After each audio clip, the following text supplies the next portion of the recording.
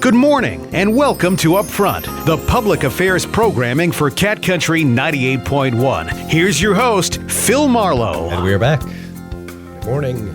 It's Upfront. My name is Phil Marlowe. Welcome to the program. So, yeah, each and every Sunday morning, I've got the good pleasure of coming in here. I get a half hour of time. I mean, think about that. Not a lot of people, even the DJs, when they're doing their shows, they don't talk for a half an hour in a 4-hour show. I get. And here we are. I get the whole week's worth of DJ banter all compressed into one. Perfect. 30-minute segment here, which is kind of cool. And what we do with that 30-minute segment is we open up the radio station and our 50,000 watts of power, and we talk about things going on in the community. Very often, these are things that you don't even know are happening right in your own backyard. That's the beauty of a show like this. It gives us an opportunity to take the spotlight and shine it on some good work being done out there. And like I said, there are so many of these 501c3s, these nonprofit groups who are really doing the yeoman's work out there to help people. And so few of them don't get any recognition. As much as they help people, they need support from the community to be able to continue to do that work. And so that's kind of what we do with this program each and every Sunday morning.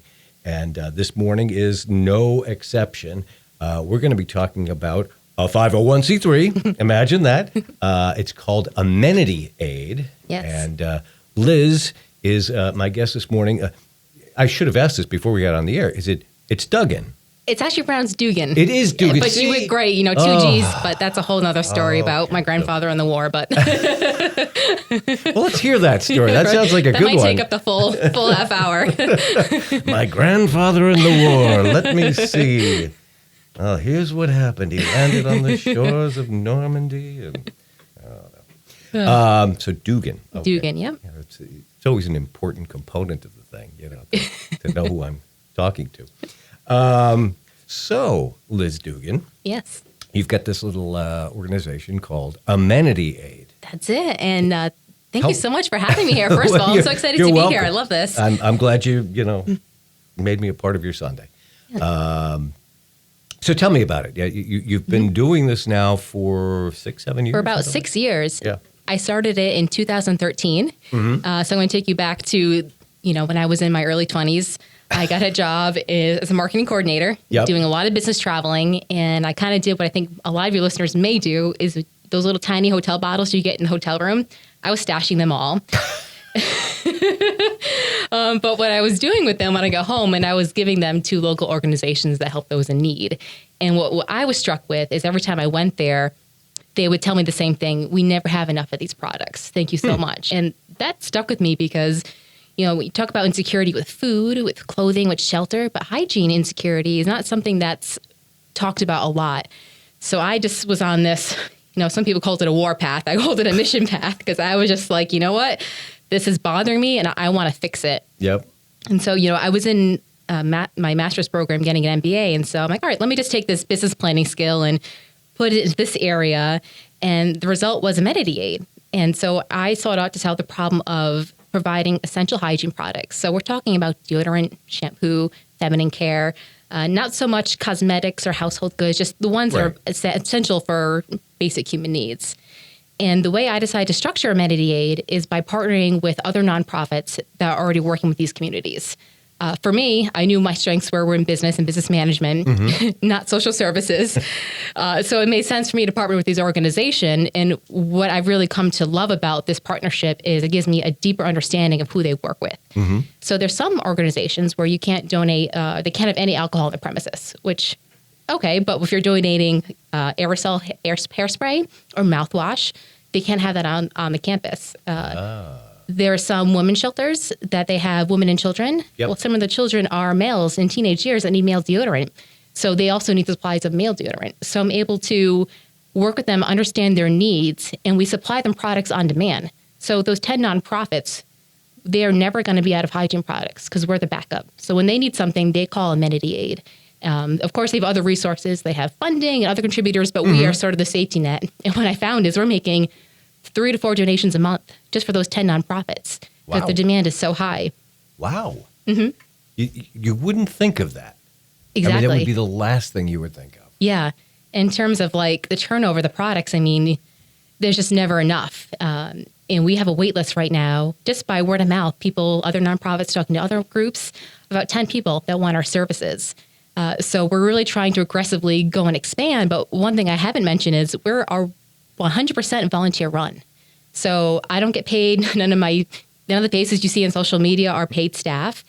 So we have aggressively grown, and we've been able to supply 148,000 products in 6 years. Wow. Yeah, it's amazing. And I'm very grateful because this past 6 months, we've seen just a tremendous growth spurt in support. That's unbelievable.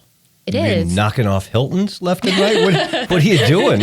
No, actually, the hotel amenities only account for less than 10% of our donations, although we do accept them. But yeah, it's kind of funny. So if I were to take you back to 2013, there was no clear path ahead. I knew I wanted to solve a problem, but it's not like I was opening a business that had anybody I could sort of benchmark. Yep. And with that became a lot of insecurity of, oh God, will people believe in me? Will they believe in the cause? And the first couple of years, it was very focused on my family and friends. And then what's amazing is that now in year 6, our last fundraiser our revenue tripled in 1 year because all the hard work we did with the marketing, the social media, telling our story, it just hit this point and it went uphill so quickly. And it's largely due to the fact that something about the story that I tell, people tell me like, you know what? I want to support you because of that, because you saw something and you wanted to make a difference. And that sort of resonates with people. Wow. Yeah. You want a job here at the radio station? Gosh, I have a full-time job. I run a nonprofit on the side. No. Come on, we could use you in the sales force. It's so funny. Yeah. Thankfully, I do have a lot of energy, so that's when I'm able to to do all these things. So you were out traveling. It just kind of was that light bulb moment where you just said, It was. So the organizations that you work with, I'm going to guess that they're like homeless shelters kind of thing? Yeah, so they encompasses all of Rhode Island's most vulnerable populations. So a big part of that is the homeless shelters, but it's also community centers, food pantries, veterans groups. We also work with domestic violence agencies. So anybody that's most at risk in our community, we're trying to support. That's, and I'm going to forget their name now that I'm thinking about it. But oh my goodness, they do socks and underwear. That's their thing. Okay. And again, you Yes. it's things like this that you totally take for granted. Absolutely. You never in a million years think, well, socks and underwear or deodorant. Yeah. It doesn't feel like it's a luxury, but when it's not there, You notice. you do notice. It's like if you go on a trip and you forget it, that panic moment, right? Where am I going to go? I need a CVS. But I think that's one of the reasons that our mission is so relatable to people, because everyone's had that experience where maybe they're working in their yard on a hot summer's day and they just want to shower and feel clean. And that feeling of, it's not only about the hygiene portion of it, but it's also that it helps with emotional, psychological issues, build confidence, self-esteem. If you're in a difficult area in your life where you're trying to transition maybe back into the workforce and you can't afford soap or can't find a place to take a shower, you're not going to have the confidence to get to where you need to be. So there's also sort of like the human side of what we do as well. I live out in Foster. And, being that it's a rural part of the state, we're usually the last community or one of the last communities that will get electricity back if there's a major power outage. Yep. And because I live in a house that has a well, I need electricity. Yep. And we lost power once for like a week and a half. Oh, wow.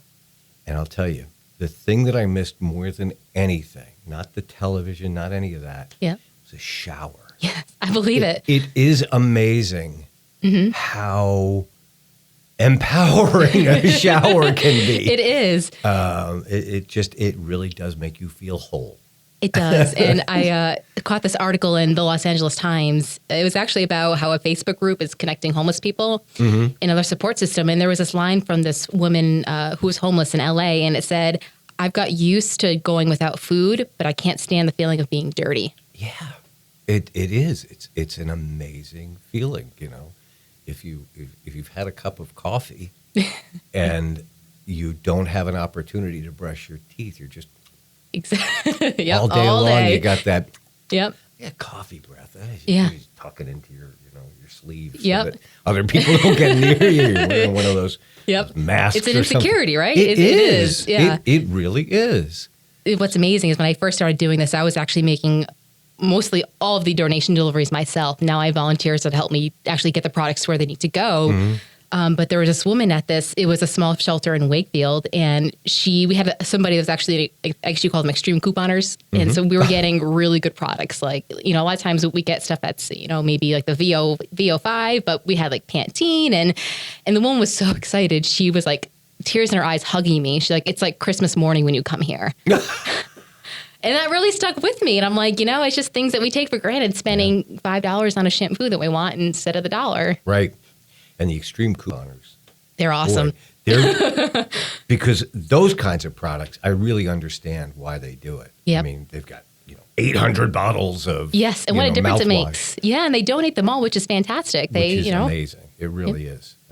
I mean, sometimes you wonder how the stores aren't paying them to take it off. Right. It's like, what? Yeah, I know. I don't understand all of it, but there's something to that. I don't know. What is going on here? If you're just tuning in, Liz Duggan is my guest this morning. She's from Amenity Aid. You guys are technically out of Warwick? Technically out of North Kingstown. North Kingstown. Yep. So I work full-time for a consulting and training firm, and our office is actually inside their office. It's donated office space. Okay, so you don't have your own brick and mortar building, which is one of the reasons why But we don't pay rent. Oh, you do? No, we don't pay rent. That's what I was going to say. Employees, virtually no major overhead, which is almost unheard of. That's what. So basically, everything that you are coming up with is going right out. Exactly. And monies aren't going into, administrative costs and salaries and things like that. Yep, that's right. Which is a rare thing these days. It is, and it's obviously not sustainable, but for now, it's what works for us. I mean, right now, can I keep doing a full-time job and running this? I mean, we'll see. It's going to change in years to come. So right now, it makes us a really special organization. Lean and mean. You know what? My full-time job is actually in operational efficiency. So it's gosh. It's embedded in everything I do with Amenity Aid. Look at that. Mm-hmm. So how many are you? How many people? Yeah. We've got a board of directors of 4, and we've got, maybe 4 including you? Including me, yep. Okay, so 3 other people. Yeah. Wow. Yeah. We're very much a working board. So everyone on a board, they're not only involved in strategic planning, but they're the ones helping out with the work. Mm-hmm. And then my volunteers are amazing. Ironically, most of them that didn't know me from a personal life came in through social media, Instagram, Facebook. And they have volunteers probably come once a week. And they go through my donations. If you were to look at my office space, my full-time job, I've got 3 shelves surrounding me of products. It's like the bunker room. The comments. I could have a whole show about the comments people tell me when I go to the dollar store and buy hundreds of products. Oh, my God. Oh, it's always fun. People are like, oh, yeah, you can imagine. That's, hey, you know what? If they only knew. Yeah. But our volunteers, they come in, they help us unpack the products, they put it on the shelf, and then I'll give them basically a shopping list. Hey, the shelter just contacted me. Here's what they need. Can you box it up? And then I'll send an email out to all of I call them our volunteer drivers. Essentially, they sign up for a shift. Like, hey, can you go to Providence? Can you go to Westerly? And it's, it's a growing, but pretty much a well-oiled machine in terms of operation, because I design it that way so I can focus on more of the growth aspect and the impact aspect that my volunteers have been incredibly reliable and dependable. I'm very lucky. Yeah. So only in Rhode Island, though? Only in Rhode Island, yeah. There's a lot more work to be done here. Yeah. That's amazing. Yeah. Small state, but big needs for a lot of different things. Yes. So you have the volunteers and the board of 4. We're growing, though. Unreal. It's one of the things we worked on last year was doing a whole board development plan. But, when I got started, it was people that were close to me that wanted to help me get involved. So, one of the things I did this past year is we refreshed our business plan, and I kind of looked at the life cycle of a nonprofit because, as a founder and executive director, you're always looking at the areas that need help. Do we need to focus on finance or volunteer or corporates? And one of the things that I focused on was trying to get our volunteers and our board developed, but doing this research process of where we are was so comforting because I realized, you know what? We're in 6 years of operation. We are right where we should be. We're actually ahead of the game in a lot of the key areas in nonprofit development in terms of having a donor database and marketing and PR because, no surprise, it's my background. Right. But every once in a while I have to be like, you know what? We're doing great. We're year 6. We've got a great business plan. We've got a plan to develop our board of directors. And, we aren't this legacy nonprofit, but what we have is we're grassroots. I think something about that people like that. You know what? So. Yeah, I think so. It's always fun when you see a small nonprofit doing what they do, especially in light of there's nothing wrong with the big guys because they're carrying a big load on their back sometimes. Absolutely. But it is nice when you see your community really coming together to serve others in need within that community. Absolutely. And I think the other thing that, people like that is we're such a niche organization. Like I always go back to business school, they talked about, well, this isn't true anymore, but at the time, like Subway, if you wanted a sub sandwich, you go to Subway. That sort of marketing of, you know what, Amenity, we don't do cosmetics. We are strictly personal care products. And that keeping us that focused and that efficient has definitely benefited our growth over the past 6 years. Nice niche. I'll always remember this early David Letterman bit where he used to go out on the streets with his show, and they do these like video shorts. And there was a store in Manhattan called Just Bulbs, and he was going in and asking them, "Well, do you have lamps?" No, gosh. We're just bulbs. Right. How about Yep. No, we're just bulbs. And that's Same that's you thing, guys. yeah. We We're are just hygiene amenities. products, yep. And that's something that I've had to, people come, I had somebody come in, they want to drop off like clothing or stuff. And, I had to make the website very clear and the messaging very clear because a lot of times people host collection drives and look at the products back and we get all sorts of surprises in there. And our volunteers always give me a chuckle. They'll come into my office and they'll have this big smirk on the face. And they'll have maybe a pad of gauze or earplugs or some kind of random thing. And, Charleston chew. It's so funny. I mean, but yeah, we like to focus on the core necessities. Yeah. So are you looking for product? Absolutely. Are you looking for cash? Are you looking for both? Both, 100% both. The product is something that there's always a need for. So we're constantly looking for different avenues to source the products at a cheaper rate. Having people host collection drives is sort of like the perfect combination of things because it has that awareness factor. So it's not only educating people about hygiene and security and telling them about what we do, but we're actually getting the products as well. So that's something that is super helpful to us. And we actually we tried to make it as easy as possible for people. So right on our website, amenityaid.org, there's a support tab, and there's a drop-down menu says host a drive. And you just fill out a short form, tell me who you are, when you're going to host it, and then you're going to get a series of assets. So things like images to post on social media, flyers to print out, labels to put in your bin. So we want to give them all the tools to make their collection drive a success. Wow, you really are good. Normally it's like, you rip a page out of a yellow pad and you write something on it. That works too. Doing a fundraiser today. That works too, but we want to make it easy for people so they participate and they want to support us. That's neat. Yeah. That's neat. So also on the website, is there a list of Absolutely. Items? These have been approved items. Exactly. We're ready to roll with shampoo, these guys. Conditioner, soap, deodorant, razor, shaving cream, even body wipes. We can distribute as well. Floss, toothpaste. And the list goes on. One of the most, people always ask, well, what do you need most? And, feminine care items is something that we're always in demand because you think of how long a bar of soap lasts versus a dollar store 8-pack of tampons. Well, the life cycle is a lot shorter for feminine care. So that's something that we're always working on securing more of those. Yeah. And there's always a need. Always a need, yep. Always a need. So here you are on the cusp of another year. Where do you envision yourself going in 2020? Are there some goals that you've set for yourself? Absolutely, yeah. We actually just our last board meeting. We have sort of a 5-year business plan, but then all right, what's the focus on this year? And for us, it's working with our volunteers more efficiently. We want to get more involved with corporations that have employees that get days off to come volunteer with us. We have a lot of challenges because the space that we work in is donated office space. But we're looking at creative ways to overcome that, maybe by having routine volunteer events, maybe after hours where people can come. But the idea of bringing in more volunteers to help us with the workload is what's going to make us stronger and better, because at the end of the day, you don't want to keep relying on the same small group of people to do the tasks. You want to grow and gain that support.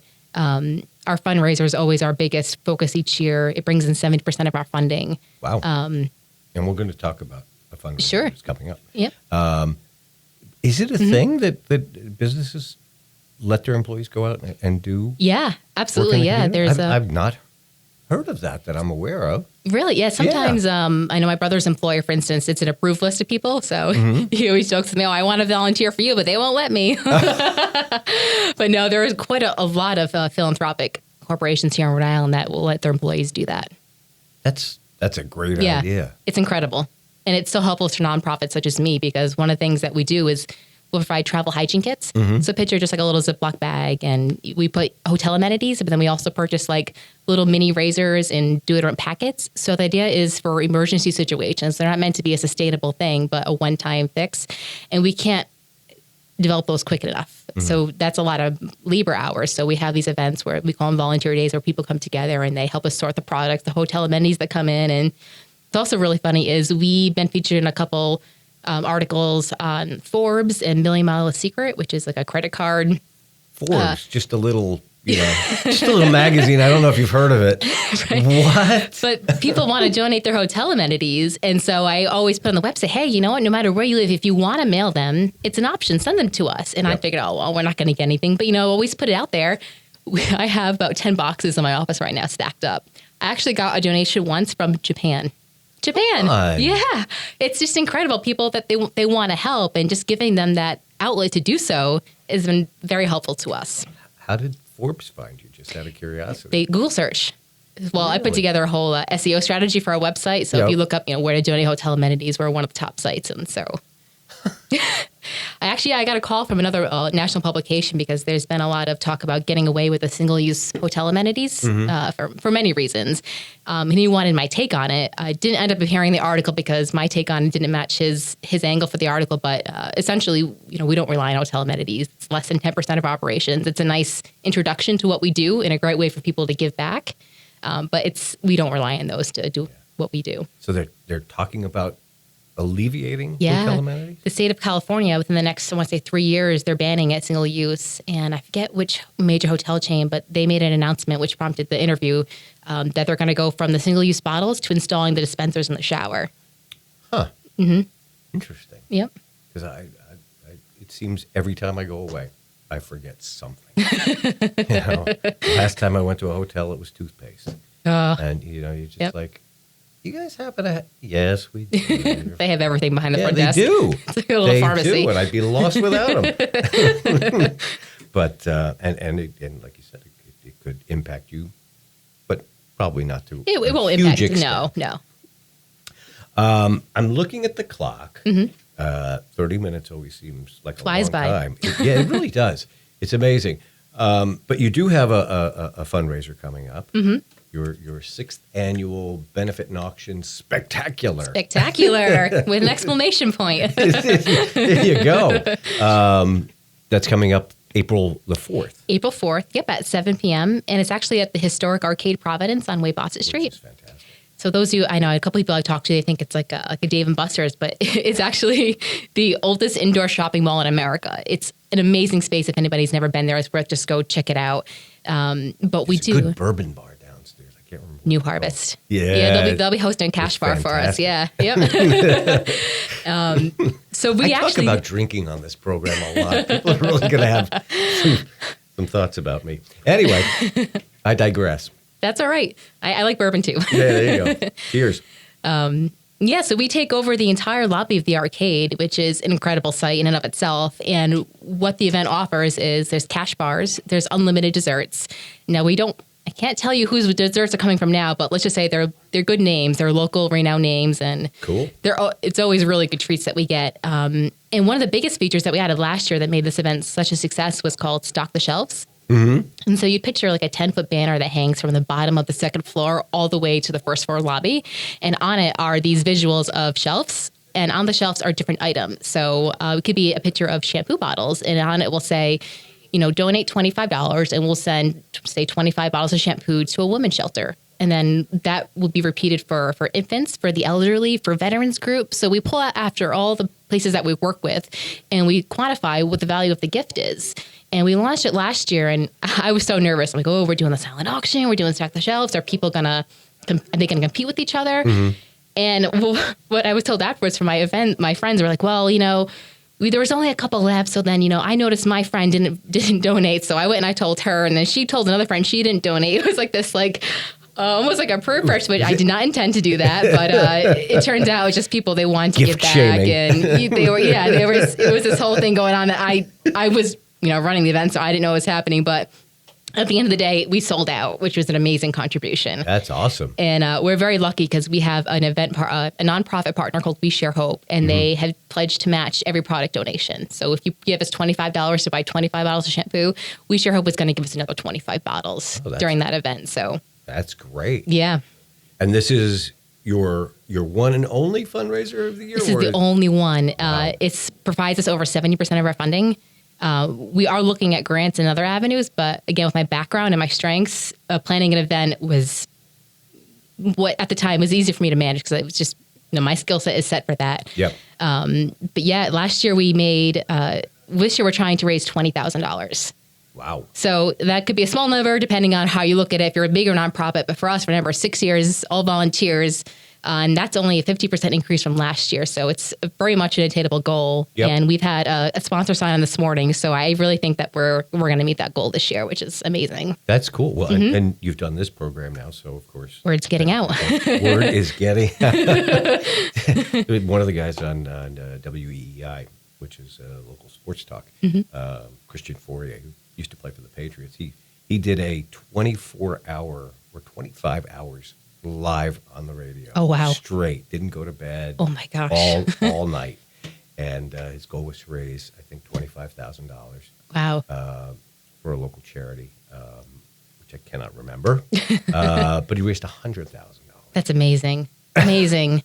I love hearing those kinds of stories, right? It can be done. It can be done. But, yeah, I mean, it's... Yeah, we're looking forward to it. We have...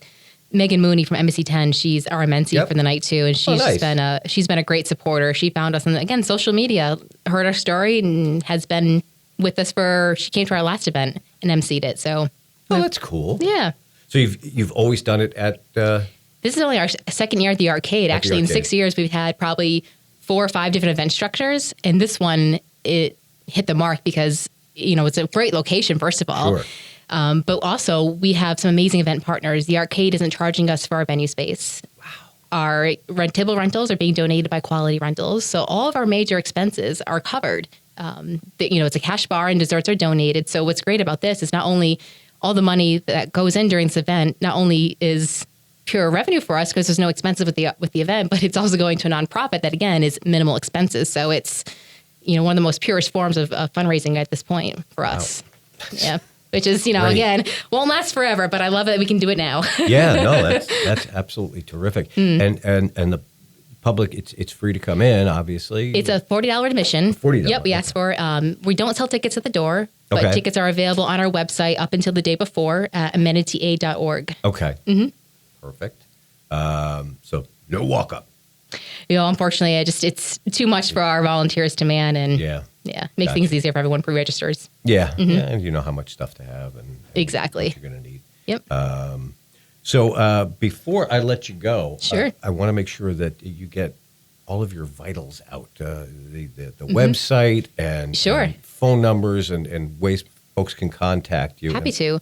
The biggest one is our website. It's amenityaid.org. And I always tell people, I named it Amenity Aid because after hotel amenities, that was the inspiration. So the spelling of it sometimes can get confusing. And we're also very, very active on social media, especially Instagram and Facebook. You can always find us that way. And the information is on our website too. We don't have a public phone line. Again, the operational efficiency, but keeping them costs low. But if you contact us through our website, that goes directly to me and my team. So we'll be happy to direct any questions through the website. Okay. There's something coming up soon? Yes. There is one more event that we're having. It's called our Volunteer Day, and it's taking place at our office in North Kingstown on Saturday, February 15th in the afternoon around 1 p.m. And what we're asking people to do is to come and help us assemble those travel hygiene kits. Probably take about 2 hours, maybe 3 hours. I forget how much I put on the agenda, but essentially people are going to come in. They're going to help us sort the hotel amenities and then do sort of a, what do you call it? Like an assembly line of products. I'm like, what's the word? And at the end of the it's not just me. No. And by the end of the event, we're hoping to have 300 hygiene products made. Fantastic. Yeah. And again, information for that on the website? Right on the website. Yep. We do ask people to pre-register. We don't take walk-ins because there's very limited office space. So it's capped at 15 people. So we need everybody to register. Terrific. Mm-hmm. Well, I think looking at the clock, we probably ought to wrap this up. It's that time already, huh? Yeah, it goes by fast. It does. But, I feel like we could go on for another half hour. I could always talk about this any day. So we'll get you back at some future date. That'd be great. But just to remind folks, April the 4th at the arcade for the spectacular with the exclamation point. Do not forget that. Liz Duggan, terrific to meet you. Thank you so much for having me. Thanks for coming in. On that note, we're going to wrap this one up, but I'm back again next Sunday. New topic, new guest, and I hope to see you there then. This has been Upfront, the public affairs programming for Cat Country 98.1. If you'd like more information about today's topic or would like to be considered as a guest for an upcoming show, please call 401-467-4366 and ask for Phil Marlowe. Nonprofits and other organizations serving their local communities are welcome.